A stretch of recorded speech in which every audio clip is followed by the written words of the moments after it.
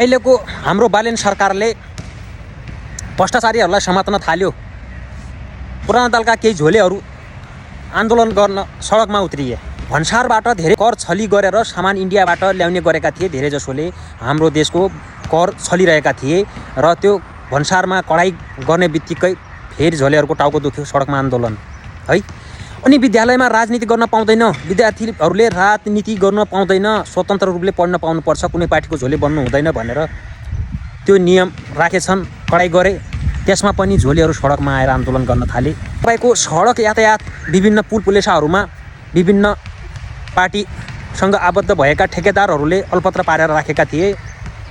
जुन पुलहरू सडकहरू धेरैजसो अलपत्र पारेका थिए तिनीहरूलाई कारबाहीको दायरामा ल्याएर तिनीहरूका ठेकापट्टाहरू सबै बन्द गरे। त्यसमा पनि तपाईँहरूको आपत्ति भयो, आन्दोलन गर्न थाल्यो। गाडीमा भाडा दरको कुनै पनि तोकिएको थिएन, मनपरी भाडा उठाइन्थ्यो। पूर्ण यातायात व्यवसायीहरूलाई सरकारले आफ्नो कानुन दायरामा ल्याएर सम्पूर्णलाई भाडा दर तोक्ने नियम राख्यो।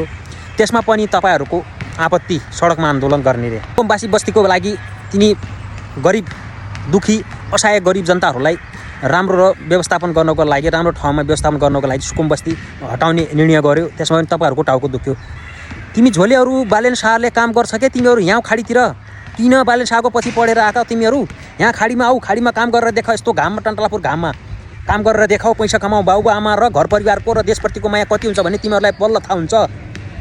फोकटको पार्टीको पैसो खाएर, पार्टीको नुन पानी खाएर जुन तिमी यसरी सडकमा रातदिन भुक्छौ नि, काम नभएका झोलेहरू यहाँ के खाडीमा आऊ, बल्ल थाहा पाउँछौ। त्यही भएर बालेनलाई देश बनाउन देऊ, बालेनले बनाउँछ।